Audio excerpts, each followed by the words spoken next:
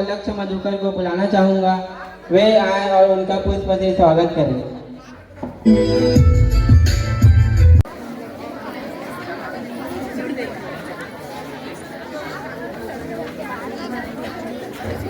आदरणीय प्राचार्य महोदय एवं सम्मानित समस्त शिक्षकगण एवं मेरे सीनियर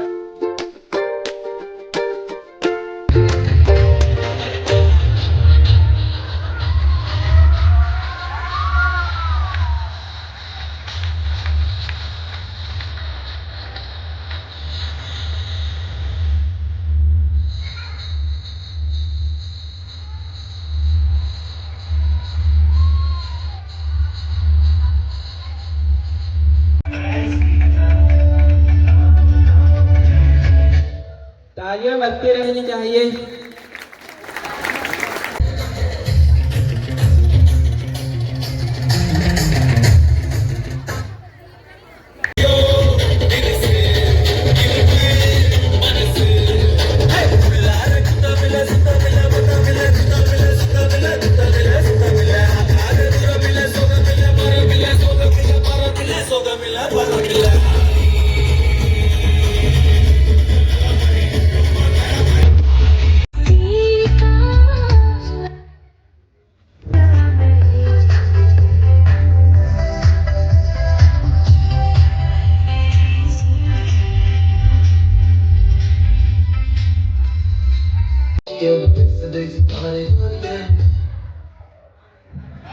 मैं गजेंद्र जोशी सर के स्वागत के लिए प्रियांशु टंडन और कोनिका साहू को बुलाना चाहूंगा, वे आए और पुष्प देकर उनका स्वागत करें।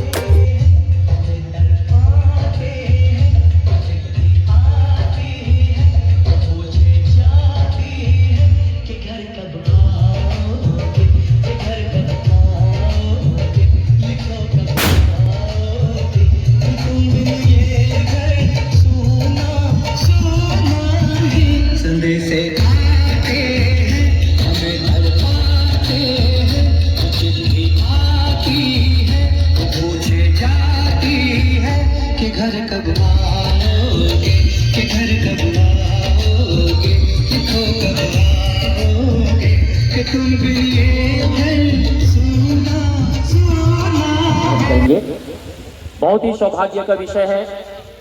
अभी हमारे बीच हम सब के आइडियल और सारे युवाओं के आइडियल CGPSC 2025 के टॉप 2 डिप्टी कलेक्टर सर हमारे बीच उपस्थित हुए हैं और आज के तारीख में पूरे छत्तीसगढ़ में छाए हुए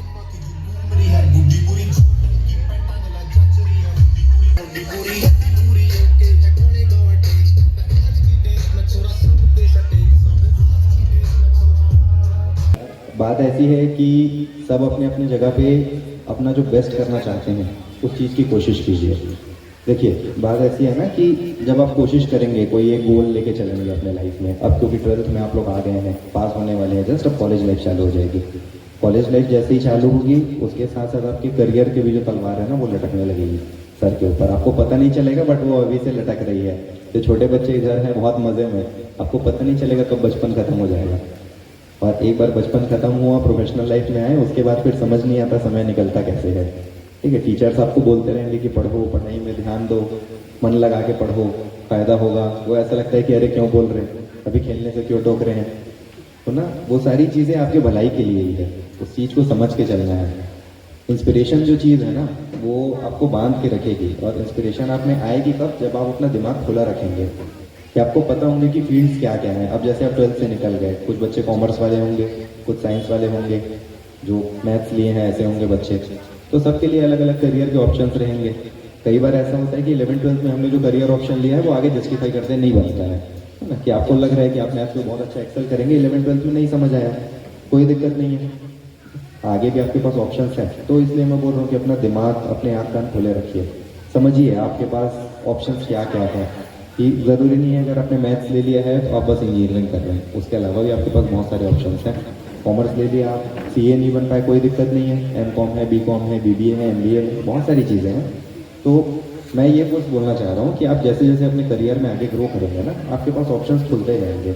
बस अवेयर रहिए और कोशिश कीजिए सीखने की, जानने की कि आप क्या क्या कर सकते हैं। दिमाग बंद मत रखिएगा। अब आपकी जो एज है, आपके ऊपर बहुत बड़ी रिस्पॉन्सिबिलिटी है, और वो रिस्पॉन्सिबिलिटी ऐसी है ना कि समझ नहीं आती है यार। अभी बचपना वाला फेज़ है, बचपना चल ही रहा है, अभी बहुत बड़े हुए नहीं हैं आप लोग। एक लेवल के बाद आपको समझ आएगा कि इतनी सारी जिम्मेदारियां हैं जो लोगों ने आपके ऊपर डाल दी है। सोसाइटी की तरफ से आती है, आपके पेरेंट्स की तरफ से आती है, और लास्ट में इंडिविजुअल रिस्पॉन्सिबिलिटी भी आपकी बनती है कि आप अपने लिए कुछ बहुत अच्छा करें, है ना। दो टाइप के लोग होंगे जीवन में। एक जो ये ऐसे देने वाले पोजीशन पे है कि उनके पास कुछ है कि वो अपने सोसाइटी को, अपनी फैमिली को कुछ दे सकें, और दूसरे ऐसे रहेंगे जिनका हाथ ही बढ़ जाएगा कि वो लेने की पोजीशन में है कि हेल्प दे दीजिए, कुछ असिस्टेंस दे दीजिए। तो आप खुद डिसाइड करना है ना कि आप अपने जीवन में इस पोजीशन में रहना चाहते हैं या पूरे जीवन इस पोजीशन में रहना चाहते हैं, है ना। तो वो छोटी छोटी चीज़ें हैं, जब आप अपने दिमाग को फाइन ट्यून करेंगे वैसा, तो आपको समझ आएगा कि हाँ आपकी जिम्मेदारियाँ क्या हैं, सोसाइटी के लिए क्या आपकी जिम्मेदारी है, अपनी फैमिली के लिए क्या जिम्मेदारी है। यार मम्मी पापा इतना स्ट्रगल कर रहे हैं, प्रिविलेज है आप लोगों का कि इतने अच्छे स्कूल में आप लोगों को आने मिला, अपनी एजुकेशन आपको यहाँ से करने को मिला। बहुत सारे बच्चे, अभी मैं आ रहा था तो काफ़ी सारे बच्चे बाहर से, तो अगर आपको वो प्रिविलेज मिल रहा है कि आपके मम्मी पापा उस जगह पे आपको भेज रहे हैं, और यार मेहनत हर किसी के पेरेंट्स कर रहे हैं, आपको वो चाहे समझ आए चाहे ना आए, काफ़ी मेहनत करते हैं पेरेंट्स, तो उस चीज़ को भी तो आपको कभी ना कभी उस चीज़ का कर चुकाना पड़ेगा ना। अपन अनग्रेटफुल तो नहीं हो सकते कि हाँ हमारा हक है। किसका हक था भाई? इतनी अच्छी चीज़ें होना किसी का हक नहीं होता, वो प्रिविलेज है आपका। उस चीज़ को जस्टिफाई कीजिए अपने एक्शन से, ठीक है। और यकीन मानिए कि आप अच्छा करेंगे, आपको जितनी पर्सनल लेवल पे खुशी होगी उससे कहीं ज़्यादा आपके पेरेंट्स को खुशी होगी। वो आप जब मामा जी बता रहे थे उस चीज़ में उनकी खुशी देख सकते हैं, जब वो बता रहे थे कि जिस दिन मेरा रिजल्ट आया, गांव के सारे जितने भी मेरे पहचान के हैं सबके स्टेटस पे, मामा जी लोगों के स्टेटस पे वो मेरा स्टेटस शेयर कर रहे हैं, तो वो ना पर्सनल ग्रोथ जैसी चीज़ लगती है। तो वो सोसाइटी में जो क्यूमुलेटिव इफेक्ट उसका आता है, वो हर किसी को अपनी खुशी लगती है जब आप कुछ अच्छा करें। और ऐसा है कि वो भाव इसलिए है क्योंकि पता है कि किसी भी समय पे कुछ भी ज़रूरत पड़ रही है तो मैं उनके लिए खड़ा हूँ, वो मेरे लिए खड़े हैं। तो जो सोसाइटी में आप जब एज अ होल ग्रो करेंगे ना, तो उस चीज़ का जो इफेक्ट है वो अलग ही आता है। वो सारी चीज़ें अचीव होंगी आपकी मेहनत से। तो दो चीज़ें बहुत ज़रूरी है, एक डिसिप्लिन और एक सेट गोल होना। आपके पास अगर सेट गोल नहीं है तो भटकाव के बहुत तरीके हैं, ठीक है। आप नोटिस करेंगे हर किसी को इंस्टाग्राम हर कोई चला रहा होगा, ठीक है। कोई ऐसा नहीं जो इंस्टाग्राम नहीं चला रहा है, कोई ऐसा नहीं जो स्नैपचैट नहीं चला रहा है, ठीक है। एक बार आप इंस्टाग्राम खोलेंगे, एक रील देखेंगे और वो उस रील के बाद फिर आप डूबते जाएंगे, आधे पौन घंटे कब निकल गए पता नहीं चलता। तो ये एक ना छोटा सा एग्जाम्पल है डिस्ट्रैक्शन का। जीवन में ऐसे आपको हज़ारों डिस्ट्रैक्शंस मिलेंगे। अभी तक आप स्कूल लाइफ में थे, इस समय तक कितने डिस्ट्रैक्शन है ना, उससे 10 गुना आपके कॉलेज लाइफ में आएंगे। जब आप बाहर निकलोगे, फ्रेंड सर्कल बड़ा होगा, काफ़ी सारे लोगों से मिलोगे, बहुत सारे बच्चे अब घर से बाहर रहेंगे, पहली बार हॉस्टल जाएंगे, तो उस समय ना डिस्ट्रैक्शन होना बहुत कॉमन है। तो उस चीज़ में ना अपना जो गोल है और अपने जो प्रिंसिपल्स है उसको भूलना मत, ठीक है। मैं ये नहीं बोल रहा हूँ कि मस्ती मत करो, मज़े मत करो, यार कॉलेज लाइफ जियो, खुल के जियो, हमने भी जी है और बहुत अच्छे से जी है, ठीक है। तो जितनी चीज़ें एक्सप्लोर करनी है, जो एक्सपीरियंसेस लेने हैं लो, बिल्कुल लो, लेकिन अपना जो मेन पाथ है ना उससे डेविएट नहीं होना है, भटकना नहीं है उस चीज़ से, क्योंकि बहुत आसान है डेविएट होना। बाहर जाओगे हॉस्टल में कौन देख रहा है आपको? किसी को थोड़ी ना पता है। मम्मी पापा दिन में 2 बार कॉल करेंगे, 3 बार कॉल करेंगे, अपने फ़ोन पे जो बताएं उनके लिए वही सच है। क्या बोल दिया मैं क्लास में हूँ, मतलब आप क्लास में हो, भले आप रूम में सो के उठ रहे हो 12 बजे 1 बजे, तो ना डिस्ट्रैक्ट नहीं होना है यार ये सारी चीज़ों को, क्योंकि खुद के लिए भी तो कुछ बेटर करना है ना। ऐसा तो नहीं है कि आप दूसरे के लिए ही कर रहे हैं। 5 years down the line, 6 years down the line, अगर आप स्टेबल नहीं हो, आपने अपना जो ग्रेजुएशन है उसको अच्छे से यूज़ नहीं किया, तो फिर आगे के बाद मम्मी पापा कब तक हेल्प करेंगे? एक समय के बाद उनकी भी उम्र हो जाएगी, कौन असिस्ट करेगा फिर आपको? कोई और आके, आप कितने भी अच्छे दोस्त हो, आपके बेस्ट फ्रेंड्स होंगे, भाई बहन होंगे, कौन कितना सपोर्ट करेगा? कोई नहीं करता है यार। हार्श रियलिटी है वो, हर किसी को अपना अपना खुद संभालना होगा। जब आप खुद अपनी रिस्पॉन्सिबिलिटी लेने के लायक रहेंगे तो आपकी इज्जत है। बहुत हार्श बात है लेकिन सच बात भी है। आप जब केपेबल हैं खुद में तो ही समाज में इज्जत है, तो ही आपकी एक्सेप्टेबिलिटी है, और उसके बाद ही सारी चीज़ें उससे इवॉल्व होती हैं कि सोसाइटी में आपकी क्या स्टेटस है, आपको कितना पूछा जा रहा है। सिंपल सी बात बता रहा हूँ, मैंने एक बार एग्जाम दिलाया, मेरा प्रीलिम्स क्लियर नहीं होता, मैं यहाँ पे रहता क्या? नहीं रहता। कोई बुलाता मुझे कि हाँ ये प्रीलिम्स फेल किए हैं, आ जाइए सम्मान दीजिए, कोई बुलाता? तो हार्श रियलिटी है यार, होता है। ठीक है, आपके पास एक लेवल पे सक्सेस रहेगी तो आपका जीवन बहुत आसान हो जाएगा, और यकीन मानिए एक दिन में चीज़ें बदल जाती हैं। बट उसके पीछे जो बैकग्राउंड में काम लगता है ना, वो बहुत इंपॉर्टेंट है, वो बहुत डिसिप्लिन मांगता है वो चीज़। तो अभी तो ऐसा है कि आप लोग 12th से निकल रहे हैं, अभी आपके पास टाइम है, ग्रेजुएशन में बढ़िया से ध्यान दीजिए, कॉलेज लाइफ बहुत अच्छे से एंजॉय कीजिए। अभी जो आगे 3 साल 4 साल में आपका कैरेक्टर और पर्सनैलिटी डेवलपमेंट होगा, जो आपके कनेक्शंस बनेंगे, वो डिसाइड करेंगे कि आप अपने लाइफ में कहाँ तक जा रहे हैं। ठीक है, तो मैं ये सजेस्ट नहीं करूँगा कि सिर्फ पढ़ते रहिए, पढ़ाई एक पार्ट है आपके करिकुलम का, 50% मस्ट बी स्टडीज, लेकिन जो बाकी का 50% है, अपने जो बॉन्डिंग्स है वो बढ़ाइए, दोस्ती यारी का सर्कल बढ़ाइए, कॉन्टेक्ट्स बढ़ाइए, नेटवर्क बनाइए, अच्छा लोगों से मिलिए, सीखिए लोगों से, जिसमें जो अच्छी क्वालिटीज़ हैं वो सीखिए। ठीक है, किसी का सेंस ऑफ ह्यूमर बहुत अच्छा है, अडाप्ट करने की कोशिश कीजिए। किसी की सेंस ऑफ स्टाइलिंग बहुत अच्छी है यार, अपीयरेंस भी बहुत मैटर करता है, अच्छा लग रहा है किसी को, सीखिए। तो जहाँ जिससे जो जो अच्छी चीज़ें सीख पा रहे हैं ना, वो करिए, छोड़िए मत। तो ये आगे का जो 3-4 साल है वो बहुत गोल्डन फेज है आप लोगों के लिए। गलत संगत में नहीं पढ़ना है, बहुत आसान है गलत संगत में पढ़ना, उससे निकलना बहुत मुश्किल हो जाता है। ठीक है, मैं ये नहीं बोल रहा हूँ कुछ मत करो, एकदम साधु बाबू बन के रहो, ऐसा पॉसिबल नहीं है, प्रैक्टिकल नहीं है वो। ठीक है, सब चीज़ एक्सप्लोर कीजिए, सब ट्राई कीजिए, जो है जैसा है, लेकिन लिमिट होना चाहिए हर चीज़ में, मॉडरेशन, आपके खुद ध्यान में कंट्रोल होना चाहिए। ठीक है, और उसके साथ फिर करिकुलम जो एकेडमिक्स है वो तो इम्पोर्टेंट है ही, उसके साथ साथ अब जब ग्रेजुएशन आप लोग चालू करोगे, स्टार्टिंग के 1-2 साल में बहुत ज़्यादा टेंशन लेने का नहीं है, लेकिन as you start approaching the 3rd year, final year है, 3 साल का अगर ग्रेजुएशन है, 4 साल का है, उसके आखिरी में ना एक बार सोचना चालू कर देना कि अपना करियर ऑप्शन क्या चाहिए, कि आप किस फील्ड में जाना चाहते हो। ठीक है, इंजीनियरिंग वाले हैं, कैंपस में जाना चाहते हो, IT सेक्टर में जाना चाहते हो, या गवर्नमेंट में जाना चाहते हो। नीट वाले जो हैं उनको तो मेडिकल करना ही है। ठीक है, ज़रूरी नहीं है हर किसी को MBBS की सीट मिल जाए, कुछ आयुर्वेदिक में जाएंगे, कुछ किसी दूसरी जगह पे जाएंगे। तो वो सारी चीज़ें ना फिगर आउट करना चालू कर देना, बहुत लेट मत करना उस चीज़ पे, क्योंकि कंपटीशन बहुत ज़्यादा हार्श है, और आप जितने तैयार हैं उससे बहुत ज़्यादा तैयार और लोग बैठे हुए हैं। ठीक है, जिनके पास ज़्यादा एक्सपोजर है, जिनके पास बेटर तैयारी है, तो आपको उनसे कम्पीट करना है ना। मैं 2021 में रिज़ाइन करके आया अपनी सेंट्रल गवर्नमेंट की पोस्ट से, 2022 में मैंने तैयारी चालू की। मेरे ऐसे दोस्त थे जो 2017-18 से उस चीज़ की तैयारी में लगे हुए थे, CGPSC की। 2017 में इंजीनियरिंग कंप्लीट हुई मेरी, उस समय में इंजीनियरिंग वाले एग्जाम दिलाता था सिविल इंजीनियरों में, तो वहाँ के एग्जाम दिलाए मैंने। सेंट्रल गवर्नमेंट में असिस्टेंट इंजीनियर पोस्टेड था, क्लास 2 जॉब थी, वो भी बहुत रेस्पेक्टेबल, बहुत हाई पेइंग जॉब थी। ऑफिसर था मैं सेंट्रल गवर्नमेंट में, अभी वहाँ अगर रहता तो क्लास 1 ऑफिसर प्रमोट हो गया रहता। बट एक डिसीजन था कि नहीं, अपने स्टेट आना है, सिविल सर्विसेज में आना है, और क्योंकि वहाँ 9 डिस्ट्रिक्ट्स में अकेले संभाल रहा था, मुझे टाइम नहीं मिलता था पढ़ने का, तो पार्टो का स्ट्रॉन्ग डिसीजन कि मैंने रिज़ाइन कर दिया। बहुत आसान नहीं था डिसीजन, लेकिन घर वालों का सपोर्ट था और अपनी कैपेबिलिटीज़ पे भरोसा था कि हाँ मैं कर लूँगा, अगर समय दिया तो, समय लगेगा इतना श्योर था। तो अब आप देखिए, जब मैं इस फील्ड में उतरा, कुछ लोग ऐसे जो 2016-17 से इस फील्ड की तैयारी कर रहे हैं, एग्जैक्ट सेम एग्जाम जो मैं दिला रहा था, और मेरी तैयारी चालू हुई है फ्रॉम स्क्रैच, जीरो था मैं 2022 में, 5 साल का ऑलरेडी बेनिफिट था उनके पास।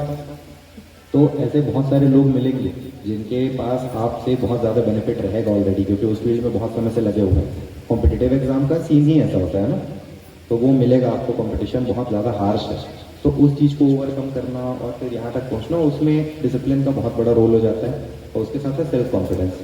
तो ये सारी चीज़ें आएंगी क्लैरिटी से, जब आप क्लियर रहेंगे अपने मन में कि क्या करना है, तो हो जाती हैं चीज़ें। और बड़ा सपना देखने से, बड़ी चीज़ें सोचने से डरना मत, क्योंकि मेहनत करते रहने से हो जाता है, और बिल्कुल हो जाता है। ठीक है, डरेंगे नहीं कोई भी, अपने लिए सबसे बेस्ट चीज़ ही सोचेंगे, और एक बेस्ट चीज़ हुई उसके बाद फिर अगला बेस्ट क्या कर सकते हो वो सोचना है, रुकना नहीं है, स्टेग्नेशन नहीं आने देना है।